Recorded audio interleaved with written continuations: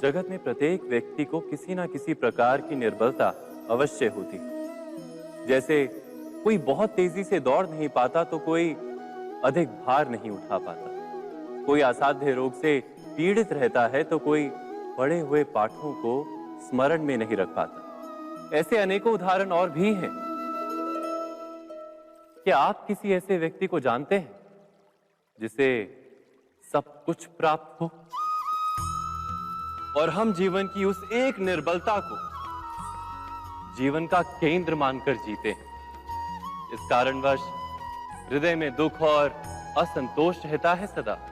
निर्बलता मनुष्य को जन्म से अथवा संजोग से प्राप्त होती है, किंतु उस निर्बलता को मनुष्य का मन अपनी मर्यादा बना लेता है। किंतु कुछ व्यक्ति ऐसे भी होते हैं जो अपने पुरुषार्थ और श्रम से उस निर्बलता को पराजित कर देते हैं। क्या भेद है उनमें और अन्य लोगों में? क्या आपने कभी विचार किया है? सरल सा उत्तर है इसका। जो व्यक्ति निर्बलता से पराजित नहीं होता, जो पुरुषार्थ करने का साहस रखता है हृदय में, वो निर्बलता को पार कर जाता है। अर्थात निर्बलता अवश्य ईश्वर देता है, किंतु मर्यादा मनुष्य का मन ही निर्मित करता है। स्वयं विचार कीजिए।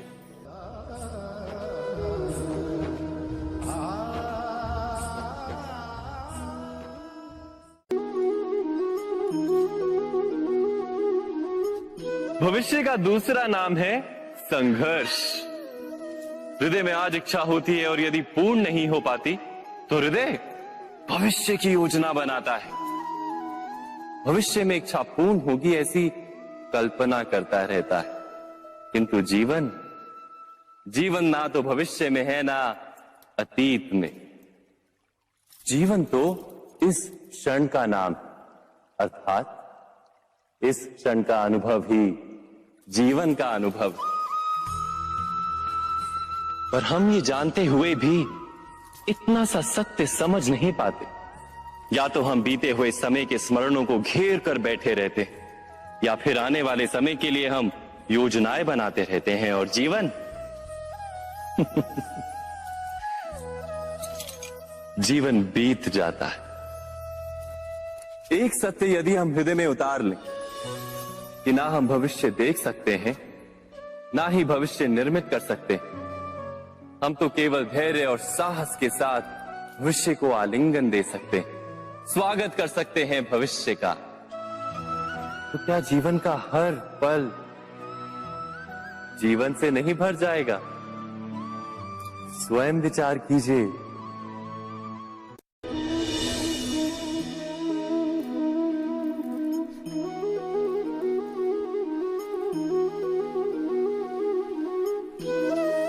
ज्ञान प्राप्ति सदा ही समर्पण से होती है, यह हम सब जानते हैं।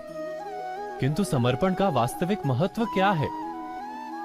क्या हमने कभी विचार किया? मनुष्य का मन सदा ही ज्ञान प्राप्ति में विभिन्न बाधाओं को उत्पन्न करता है। कभी किसी अन्य विद्यार्थी से ईर्ष्या हो जाती है, कभी पढ़ाए हुए पाठों पर संदेह जन्मता है, और कभी गुरु द्वारा दिया गया दंड मन को अहंकार से भर देता है। नहीं, क्या ऐसा नहीं होता? न जाने कैसे कैसे विचार मन को भटकाते हैं, और मन की इसी अयोग्य स्थिति के कारण हम ज्ञान प्राप्त नहीं कर पाते। मन की योग्य स्थिति केवल समर्पण से निर्मित होती है। समर्पण मनुष्य के अहंकार का नाश करता है, ईर्ष्या, महत्वाकांक्षा आदि भावनाओं को दूर कर हृदय को शांत करता है और मन को एकाग्र करता है। वास्तव में ईश्वर की सृष्टि में ना ज्ञान की मर्यादा है, ना ज्ञानियों की।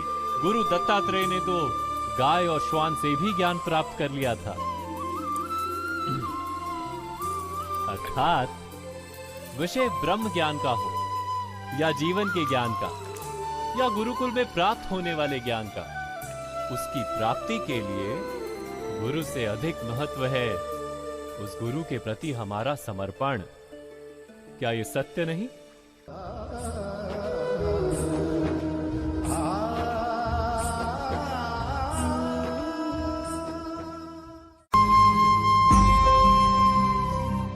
प्रत्येक मनुष्य के जीवन में ऐसा क्षण अवश्य आता है जब सारे स्वप्न, सारी आशाएं, सारे दृश्य ध्वस्त हो जाते हैं। जीवन के सारे आयोजन ही बिखर जाते हैं। एक और धर्म होता है और दूसरी ओर सुख। इसी को धर्म संकट कहते हैं। जब धर्म का वहन ही संकट हो और धर्म का त्याग ही सुख हो। विचार कीजिए, कभी किसी स्वजन के विरुद्ध सत्य बोलने का अवसर प्राप्त हो जाता है, कभी ठीक दरिद्रता के समय सरलता से चोरी करने का मार्ग प्राप्त हो जाता है, कभी किसी शक्तिशाली राजनेता या राजा के कर्मचारी का अधर्म प्रकट हो जाता है। सबके जीवन में ऐसी घटना बनती ही रहती है। अधिकतर लोग ऐसे किसी क्षण को धर्म संकट के रूप में जान ही नहीं पाते। हमें किसी प्रकार के संघर्ष का अनुभव ही नहीं होता। सहजता से सुख की ओर खींचे चले जाते हैं, जैसे मक्खी गुड़ की ओर खींची चली जाती। वास्तव में धर्म संकट का क्षण ईश्वर के निकट जाने का क्षण होता है। यदि हम संघर्षों से भयभीत ना हो, सुख की ओर आकर्षित ना हो, अपने धर्म पर दृढ़ रहे, तो ईश्वर का साक्षात्कार दूर नहीं।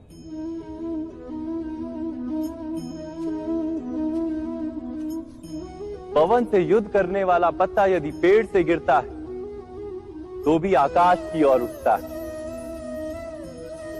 पवन से झुकने वाली घास वहीं भूमि पर रह जाती है। अर्थात धर्म संकट से यदि हम संकट को ही टाल दें तो सुख तो मिलता है, जीवन बढ़ता है, किंतु क्या चरित्र नहीं टूटता? क्या आत्मा दरिद्र नहीं हो जाती? क्या ईश्वर से अंतर नहीं हो जाता? स्वयं विचार कीजिए। दो व्यक्ति जब निकट आते हैं तो एक दूसरे के लिए सीमाएं और मर्यादाएं निर्मित करने का प्रयत्न अवश्य करते हैं। हम यदि सारे संबंधों पर विचार करें तो देखेंगे कि इन सारे संबंधों का आधार यही सीमाएं हैं जो हम दूसरों के लिए निर्मित करते हैं। और यदि अनजाने में भी कोई अन्य व्यक्ति इन सीमाओं को तोड़ता है तो उसी क्षण हमारा हृदय क्रोध से भर जाता है। इन सीमाओं का वास्तविक रूप क्या है? क्या हमने कभी विचार किया? सीमाओं के द्वारा हम दूसरे व्यक्ति को निर्णय करने की अनुमति नहीं देते। अपना निर्णय उस व्यक्ति पर थोपते हैं, अर्थात किसी की स्वतंत्रता का अस्वीकार करते हैं। और जब स्वतंत्रता का अस्वीकार किया जाता है तो उसका हृदय दुख से भर जाता है। और जब वो सीमाओं को तोड़ता है तो हमारा हृदय क्रोध से भर जाता है। क्या ऐसा नहीं होता?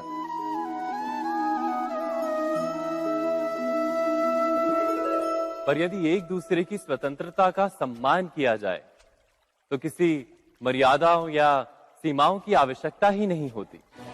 अर्थात जिस प्रकार स्वीकार किसी संबंध का देह है, क्या वैसे ही स्वतंत्रता किसी संबंध की आत्मा नहीं?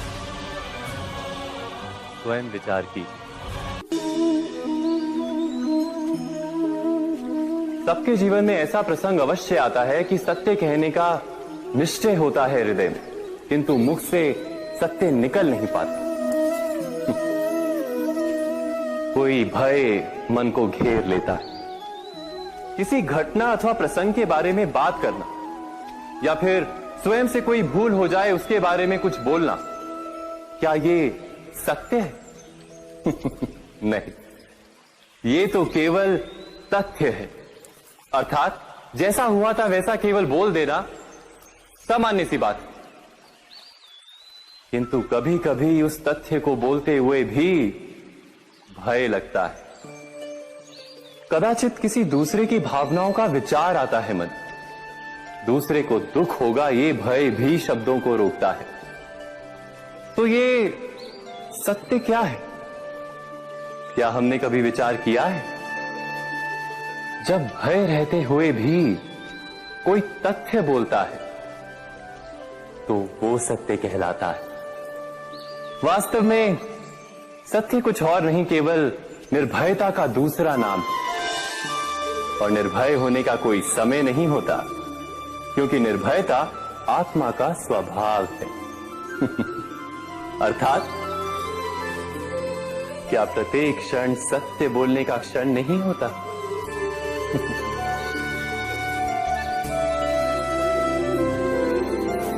स्वयं विचार कीजिए।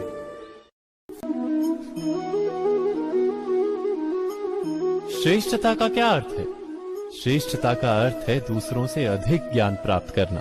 अर्थात मूल्य इस बात का नहीं कि स्वयं कितना ज्ञान प्राप्त किया, मूल्य इस बात का है कि प्राप्त किया हुआ ज्ञान अन्य लोगों से कितना अधिक है। अर्थात श्रेष्ठता की इच्छा ज्ञान प्राप्ति को भी एक स्पर्धा बना देती है। और स्पर्धा में विजय अंतिम कब होती है?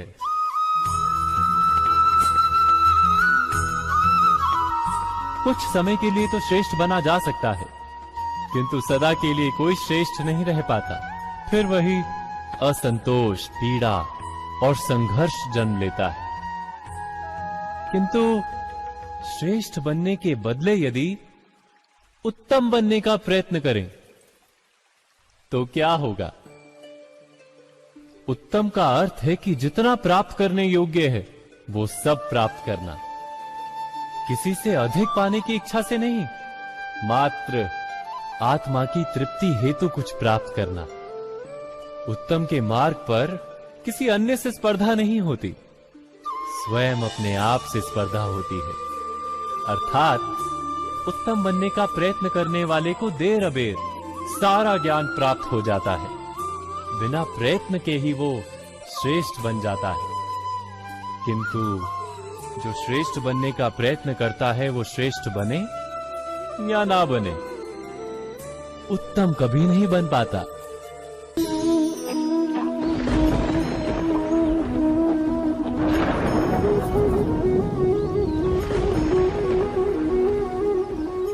सपनों और पूर्वाभासों के आधार पर हम भविष्य के सुख दुख की कल्पना करते हैं। भविष्य के दुख का कारण दूर करने के लिए हम आज योजना बनाते हैं।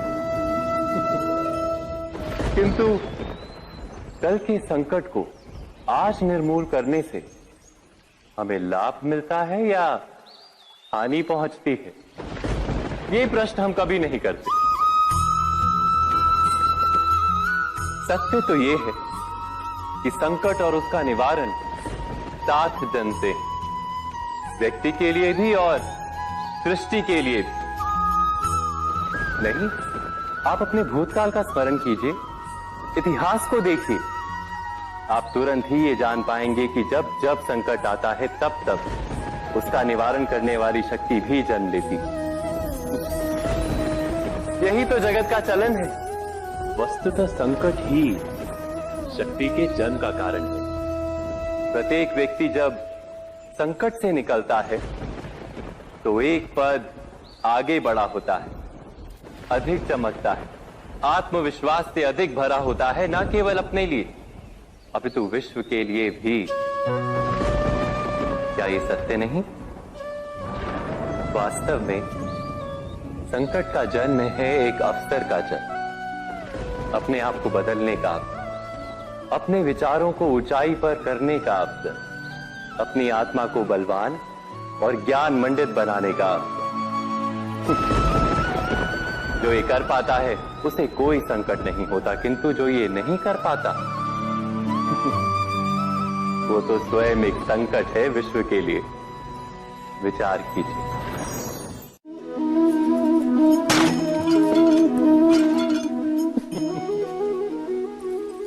कभी कभी कोई घटना मनुष्य के जीवन की सारी योजनाओं को तोड़ देती और मनुष्य उस आघात को अपने जीवन का केंद्र मान लेता। पर क्या भविष्य मनुष्य की योजनाओं के आधार पर निर्मित होते हैं? नहीं। जिस प्रकार किसी ऊंचे पर्वत पर सर्वप्रथम चढ़ने वाला उस पर्वत की तलाई में बैठकर जो योजना बनाता है, क्या वही योजना उसे उस पर्वत की चोटी तक पहुंचाती है? नहीं। वास्तव में वो जैसे जैसे ऊपर चढ़ता है, वैसे वैसे उसे नई नई चुनौतियां, नई नई विडंबनाएं, नए नए अवरोध मिलते हैं। प्रत्येक पद पर वो अपने अगले पद का निर्णय करता है। प्रत्येक पद पर उसे अपनी योजनाओं को बदलना पड़ता है। कहीं पुरानी योजना उसे खाई में ना ढकेल दे। वो पर्वत को अपने योग्य नहीं बना पाता, केवल स्वयं को पर्वत के योग्य बना सकता है। क्या जीवन के साथ भी ऐसा ही नहीं? जब मनुष्य जीवन में किसी एक चुनौती को, एक अवरोध को अपने जीवन का केंद्र मान लेता है, अपने जीवन की गति को ही रोक देता है, तो वो अपने जीवन में सफल नहीं बन पाता और ना ही सुख और शांति प्राप्त कर पाता। अर्थात जीवन को अपने योग्य बनाने के बदले स्वयं अपने को जीवन के योग्य बनाना ही सफलता और सुख का एकमात्र मार्ग नहीं। स्वयं विचार कीजिए।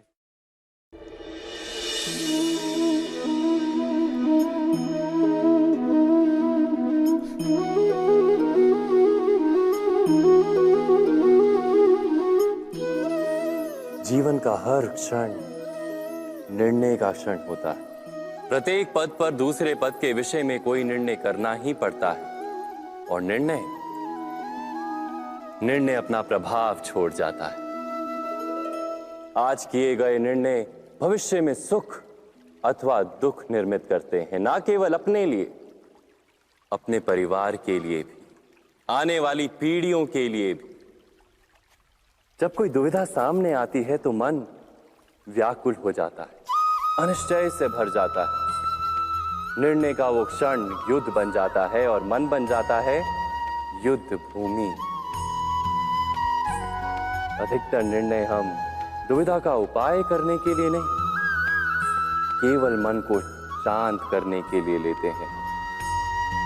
पर क्या कोई दौड़ते हुए भोजन कर सकता है? नहीं।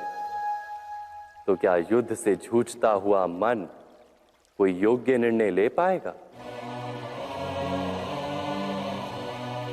वास्तव में शांत मन से जब कोई निर्णय करता है तो अपने लिए सुखद भविष्य बनाता है, किंतु अपने मन को शांत करने के लिए जब कोई निर्णय करता है तो वो व्यक्ति भविष्य में अपने लिए कांटों भरा वृक्ष लगाता है। स्वयं विचार कीजिएगा।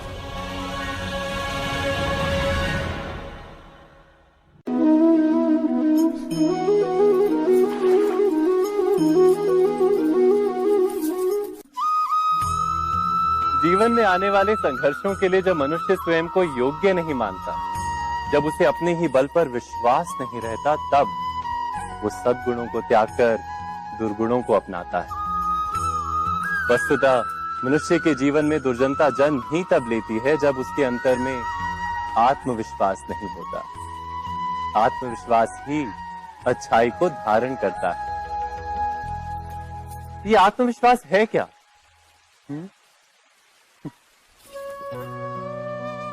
जब मनुष्य ये मानता है कि जीवन का संघर्ष उसे दुर्बल बनाता है, तो उसे अपने ऊपर विश्वास नहीं रहता। वो संघर्ष के पार जाने के बदले संघर्ष से छूटने के उपाय ढूंढने लगता है। किंतु जब वो ये समझता है कि ये संघर्ष उसे अधिक शक्तिशाली बनाते हैं, ठीक जैसे व्यायाम करने से देह की शक्ति बढ़ती है, तो प्रत्येक संघर्ष के साथ उसका उत्साह बढ़ता है। अर्थात आत्मविश्वास और कुछ भी नहीं, मन की स्थिति, जीवन को देखने का दृष्टिकोण मात्र है। और जीवन का दृष्टिकोण तो मनुष्य के अपने वश में होता है। स्वयं विचार कीजिए।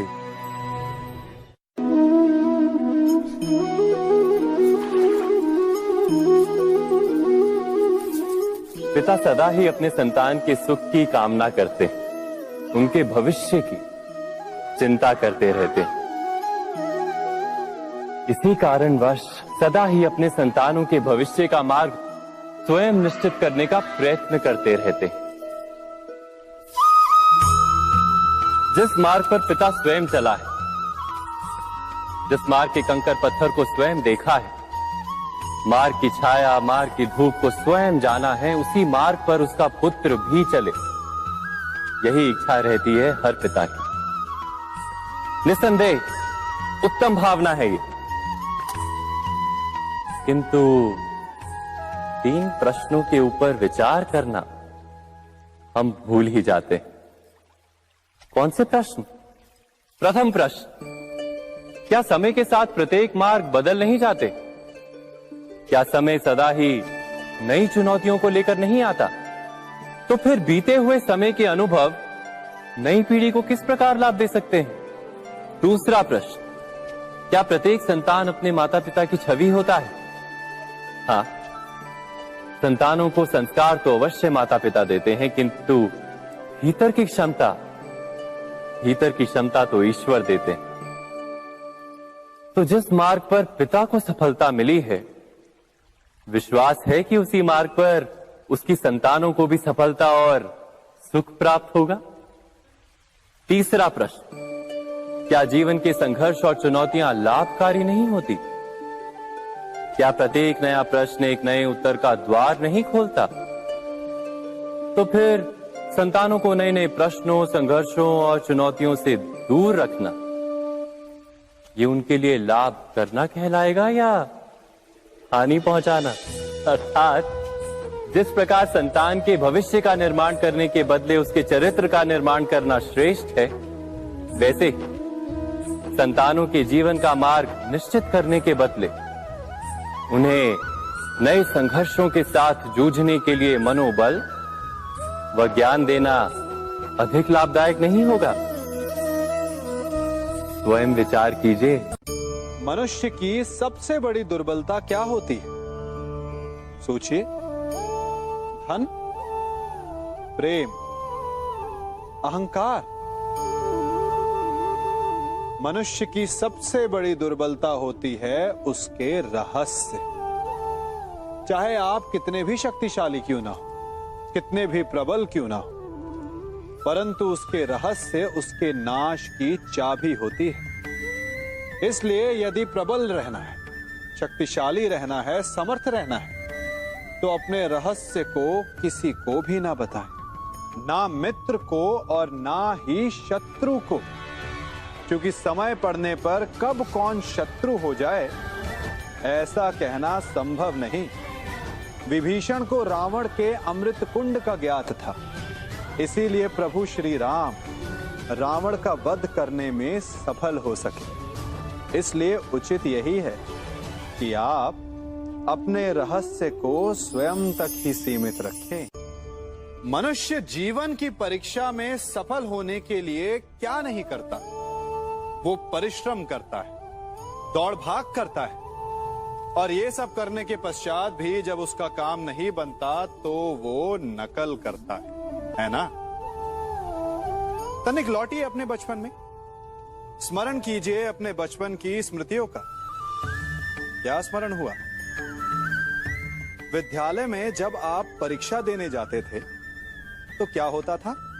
आप ना सही, परंतु कोई ना कोई सफलता पाने के लिए नकल करता ही था और उत्तीर्ण भी हो जाता था, है ना? परंतु जीवन की परीक्षा ऐसी नहीं होती। नकल करने वाला सफल नहीं होता। कारण विद्यालय में सबके प्रश्न पत्र एक होते थे, परंतु जीवन के प्रश्न पत्र और उनकी कठिनाई सबके लिए भिन्न होती, तो निश्चित रूप से उनके उत्तर भी भिन्न होंगे ना। इसलिए यदि आपको जीवन में सफलता पानी है तो नकल ना कीजिए, स्वयं के प्रश्नों का उत्तर स्वयं ढूंढिए और सफलता आपकी ही होगी। मनुष्य का जीवन हार और जीत विजय और पराजय, सफलता और असफलता के मध्य झूलता रहता है। आपके साथ भी ऐसा होता होगा, है ना? जब आप सफल होते हैं, किसी चुनौती पर विजय पाते हैं, तो मन प्रसन्नता से आनंद के उपवन में झूमने लगता है। और जब आप असफल होते हैं, तब मन दुख और पीड़ा के सागर में डूबने लगता है। परंतु वास्तव में सफलता और असफलता है क्या? तनिक ध्यान से सोचिए। ये केवल हमारी मनोस्थिति मात्र है। हमारी पराजय तब नहीं होती जब हमारा शत्रु विजय प्राप्त कर ले। हमारी पराजय तब होती है जब हम पराजय स्वीकार कर लें। हम असफल तब नहीं होते जब हम लक्ष्य ना पा सके। हम असफल तब होते हैं जब हम प्रयास करना बंद कर दें। इसलिए प्रयास करते रहें और हार ना माने, क्योंकि जिस दिन आप हार स्वीकारना बंद कर देंगे, जीत आपके चरणों में होगी।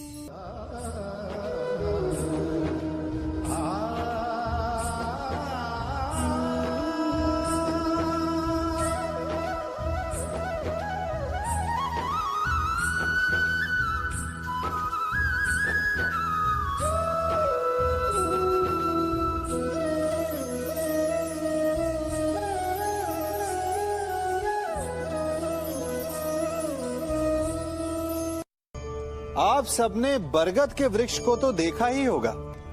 क्या आपको ज्ञात है, बरगद के वृक्ष के बीज का आकार राई से भी छोटा होता है, परंतु बरगद का वृक्ष संसार के महाकाय वृक्षों में जाना जाता है। जब उसका जन्म होता है, तब उसमें वो जटाएं, वो शाखाएं नहीं होती, परंतु जैसे जैसे उसका विस्तार होता है, जैसे जैसे वो अधिक शाखाओं का भार उठाता है, अधिक पत्तियों का सृजन करता है, वैसे वैसे उसकी शाखाएं जटाएं बनकर जड़ तक पहुंचती है और इस वृक्ष को सहारा देती है। ये जीवन का बहुत महत्वपूर्ण पथ है। बिना लोभ लालच शुभ कार्य करें, अन्य लोगों की सहायता करें। धीरे धीरे आपने जिनकी सहायता की, वो आपके सहायक बनते जाएंगे, आपकी जड़ों को और बलशाली बनाएंगे, आयु मान और आकार बढ़ाएंगे। सहजीवन, सहायता और निष्काम कर्म आपको मृत्यु के पश्चात भी मरने नहीं देगा, आपको अमर रखेगा। हमारा शरीर प्रकृति का एक महान आविष्कार है। इससे जटिल संरचना संसार में और कोई नहीं।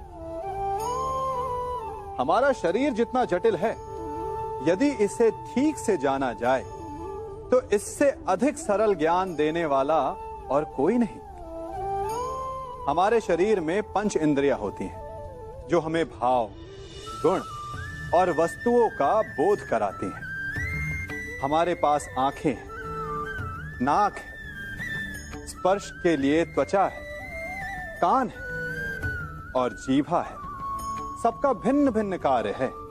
आंखों से देखना, कानों से सुनना, नथनों से श्वास लेना, त्वचा से स्पर्श करना और जीभा से स्वाद लेना। परंतु क्या आपने कभी सोचा कि प्रकृति ने हमें 2 आंखें दी, 2 नथने दी, 2 कान दी, स्पर्श के लिए ये पूरा शरीर दिया, परंतु जीभा केवल 1 दी? ऐसा क्यों? क्योंकि प्रकृति चाहती है कि हम देखें अधिक, सुने अधिक और ज्ञान अधिक अर्जित करें, बोले कम। क्योंकि अधिक वाचाल नाश को निमंत्रण देता है। स्मरण रखिएगा।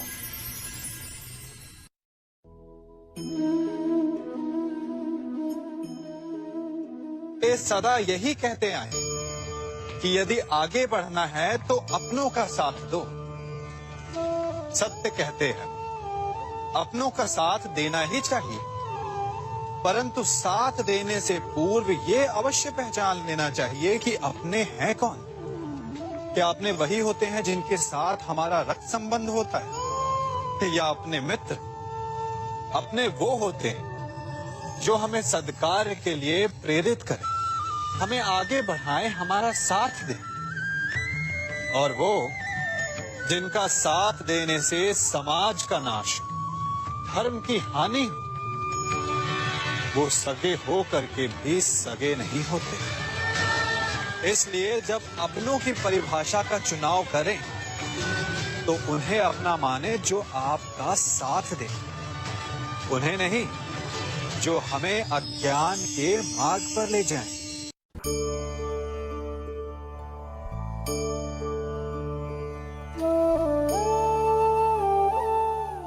आप जिनसे प्रेम करते हैं सदा उनके समीप रहना चाहते हैं, नहीं चाहते कि कभी अपनों से दूर होना पड़े, बिछड़ना पड़े। परंतु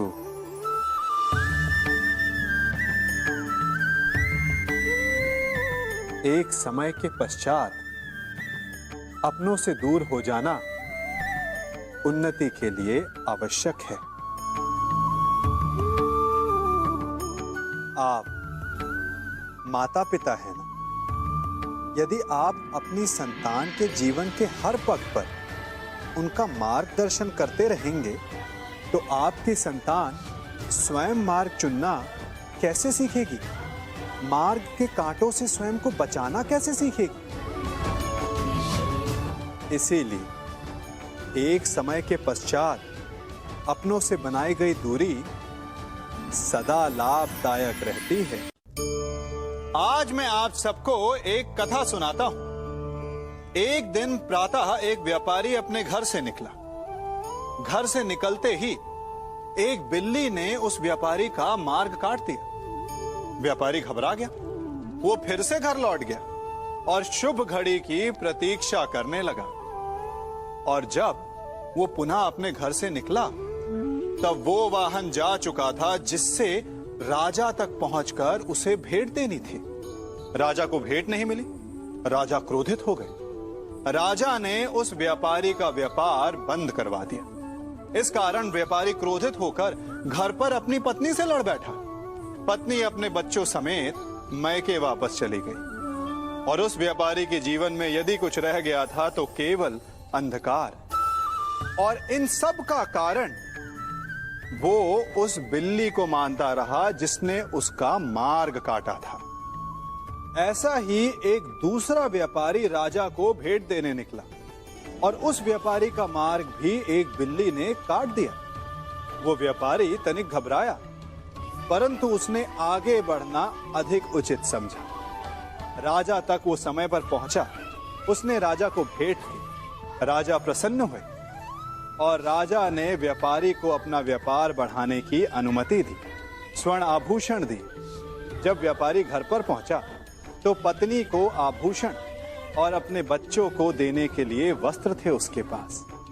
हर ओर प्रसन्नता थी। समझ रहे हैं ना? दोनों के साथ एक ही प्रकार की घटना हुई, परंतु दोनों की प्रतिक्रिया भिन्न थी।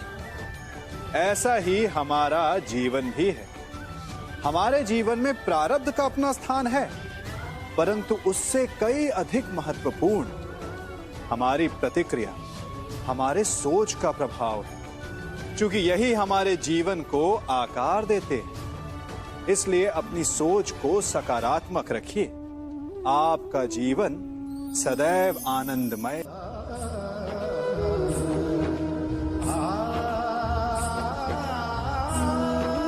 हम सभी अपने जीवन में कोई ना कोई कार्य करते हैं। कार्य करते हैं तो थकान की अनुभूति होती है और यदि थकान ना उतरे तो कार्य करने का मन नहीं करता।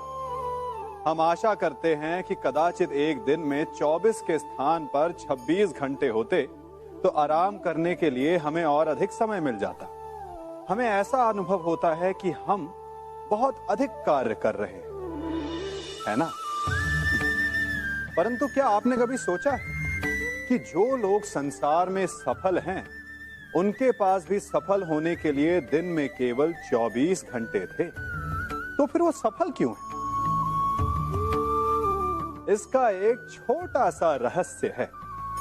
वो कार्य चुनते हैं जो उन्हें प्रिय है, जिसे करने में उन्हें आनंद आता है। उन्हें लगता ही नहीं कि वो कार्य कर रहे हैं, उन्हें लगता है कि वो प्रतिपल आनंद मना रहे हैं। और जब आप आनंद मनाते हैं तो थकान कैसी? इसलिए यदि आप जीवन में कोई भी कार्य करें तो वो आपके मन को भाना चाहिए, या जो कार्य आप कर रहे हैं उसे अपने मन को भा देने दो। सफलता आपको मिलेगी। कभी सोचा है हमारा जीवन भी उस रेत की घड़ी की भांति है?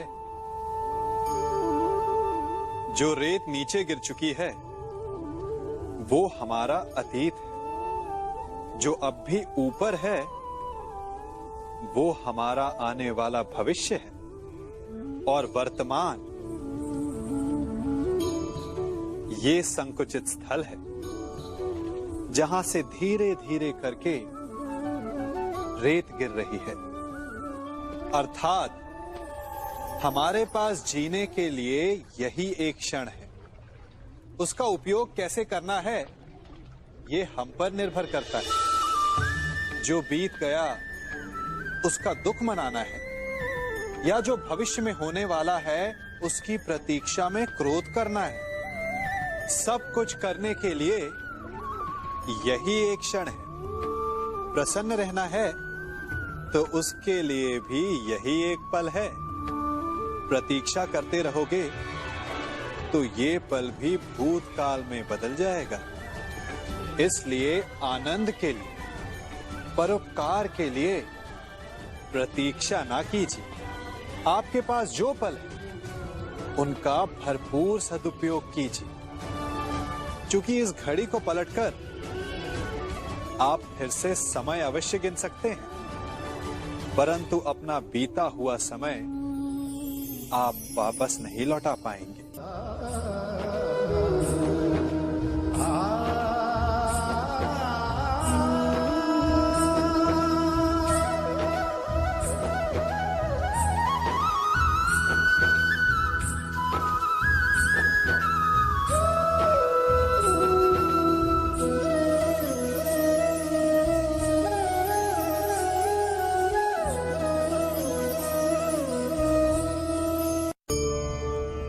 मनुष्य भी बड़ा विचित्र प्राणी है। अपनों से नीचे के स्तर के लोगों को वो हे दृष्टि से देखता है, उनका उपहास उड़ाता है, उनसे बार बार कहता है कि तुम्हारा कुछ नहीं हो सकता, तुम भविष्य में कुछ नहीं कर पाओगे। जब मनुष्य के पास धन, संपत्ति, मान होता है तो वो दूसरों का आदर नहीं करता, परंतु वो एक बात भूल जाता है कि उससे भी अधिक शक्तिशाली कोई अस्तित्व में है, और वो है समय। काल। काल अपना चक्र कब बदलेगा ये कोई नहीं जानता। समय अपनी करवट कब लेगा ये कोई नहीं जानता। कोयला भी समय के साथ साथ हीरे में परिवर्तित हो जाता है। इसलिए जीवन में कभी भी किसी का भी उपहास नहीं उड़ाना चाहिए।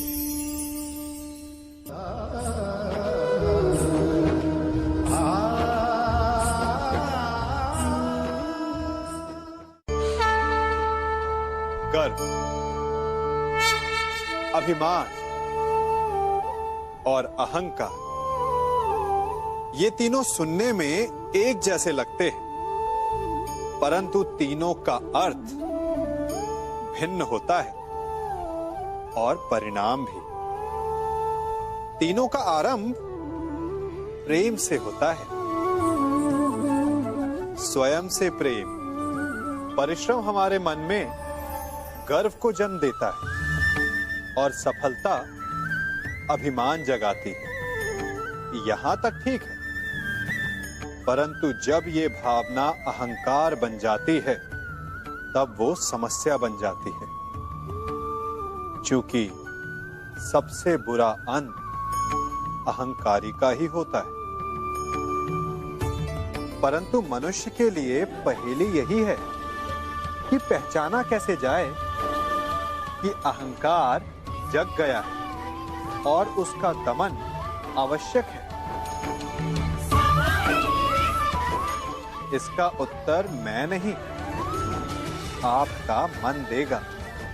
जब तक आप स्वयं से प्रसन्न हैं, जब तक आप सबसे ऊंचा उठने का प्रयास कर रहे हैं, तब तक ठीक है। परंतु जब आपके मन में दूसरों को नीचा समझने का भाव आ जाए तो सावधान हो जाइए, क्योंकि यही अहंकार है जो वास्तव में आपको हीन कर रहा है।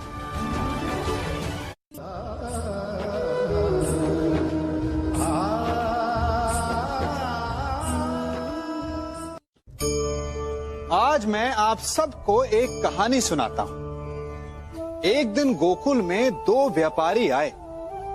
एक व्यापारी शहद का था, बड़ा मीठा शहद था उसका, परंतु वो गोकुल में टिक नहीं पाया। उसके व्यापार ने घाटा खाया और शीघ्र ही वो गोकुल छोड़कर चला गया। और दूसरा व्यापारी मिर्च का था। पहले दिन वो एक पोटली लाया और दूसरे ही दिन वो पूरी बैलगाड़ी भर कर लाया और धीरे धीरे पूरी मथुरा में उसकी धाक जम गई। मुझे बड़ा आश्चर्य हुआ, तो मैंने बाबा से पूछा कि ऐसा क्यों कि एक मीठे शहद का व्यापारी कंगाल हो गया और एक मिर्च का व्यापारी धीरे धीरे नगर सेठ बन गया। बाबा मुस्कुराए और उन्होंने कहा कि मीठी बोली बोलने वाले की तीखी मिर्च भी बिक जाती है और जो कड़वी बोली बोलता है उसका मीठा शहद भी नहीं बिकता। वाह, कितने उत्तम विचार हैं उनके, और उचित ही है। मनुष्य अपने जीवन में सदैव अपने वचनों से उठता है और अपने वचनों से ही गिरता है। इसलिए अपने जीवन में सदैव मीठी बोली बोलने का प्रयास कीजिए, आपका जीवन सरल हो जाएगा। मनुष्य की सबसे बड़ी दुर्बलता क्या होती है? सोचिए। धन, प्रेम, अहंकार।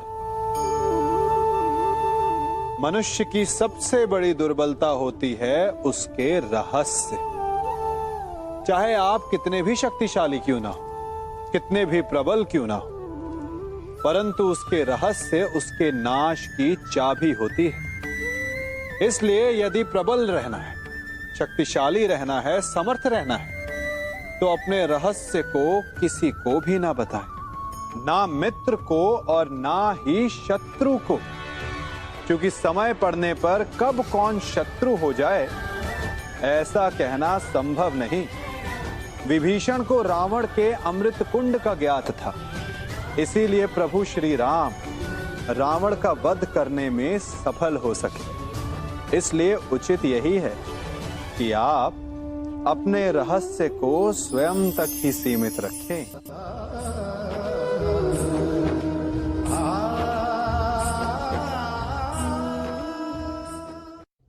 युवा अवस्था भी हमारे जीवन का कितना सुंदर काल होता है ना। बाहु में बल, मन में कुछ बड़ा कर जाने की चाह, आंखों में भविष्य के सुंदर और कोमल सपने। और इसी अवस्था में मनुष्य के भीतर पनपता है प्रेम। किसी को देखकर उस पर मन मोहित हो जाता है और फिर मनुष्य अपना सब कुछ उस पर न्यौछावर कर देना चाहता है। फिर प्रेम की परिणति होती है विवाह में। क्यों? सबको अपने खट्टे मीठे संस्मरण स्मरण हुआ है ना। परंतु यहीं से अधिकतर माता पिता और संतान के मध्य विचारों का विरोध प्रारंभ हो जाता है।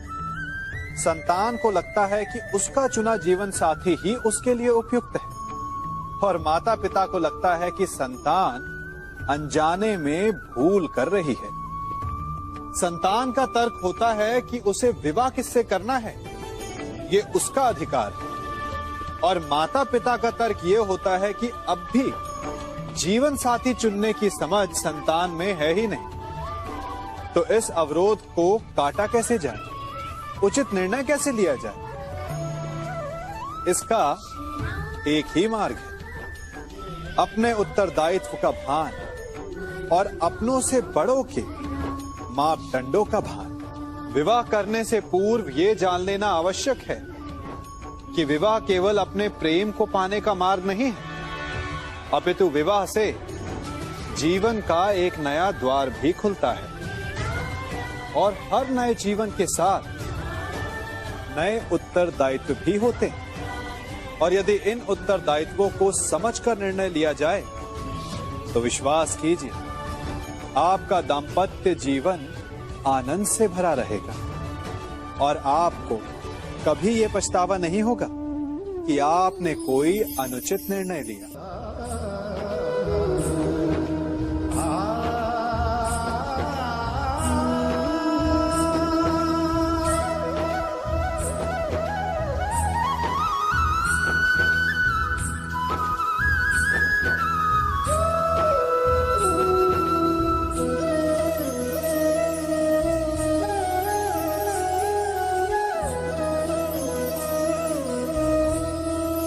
जब सागर का जल वाष्प बनकर उड़ता है तब वो हमें दिखाई नहीं देता।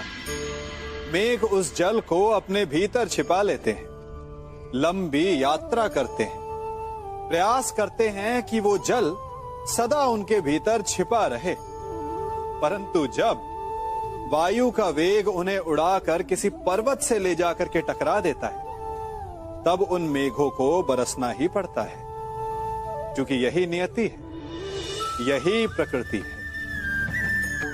क्योंकि जल को सागर में जाकर मिलना ही है। ठीक ऐसा ही हमारे साथ भी होता है।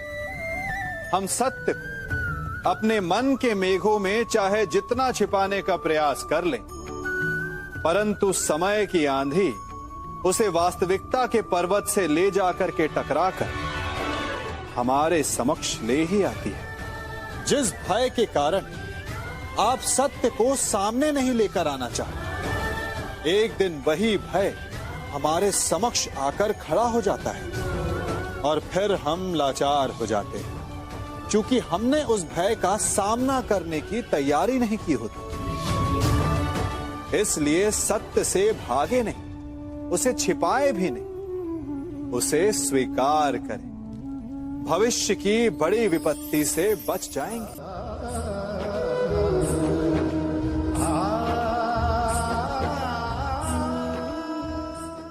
कभी कभी आप सबके जीवन में एक ऐसी विचित्र समस्या अवश्य आती है कि शक्तिशाली के समक्ष मौन हो जाए। कि उस शक्तिशाली से विवाद करने से बचने के लिए आप मौन रह जाते। मानता हूं, ऐसा करने से आप एक विवाद से बच जाते, एक संघर्ष से बच जाते, परंतु ऐसा बचाव एक बड़े संघर्ष को जन्म दे देता है। कैसे? हमारा मौन रहना अनजाने में उसका समर्थन बन जाता है, और वो स्वयं को अधिक शक्तिशाली अनुभव करता है, और यहां से हमारा दमन प्रारंभ हो जाता है। एक के बाद एक हम अन्याय में अनचाहे रूप से सम्मिलित होते चले जाते हैं। तो इसका तोड़ क्या है? ये समझने के लिए ये जानना आवश्यक है कि ऐसी कौन सी बात है जो आपको विरोध करने से रोकती है।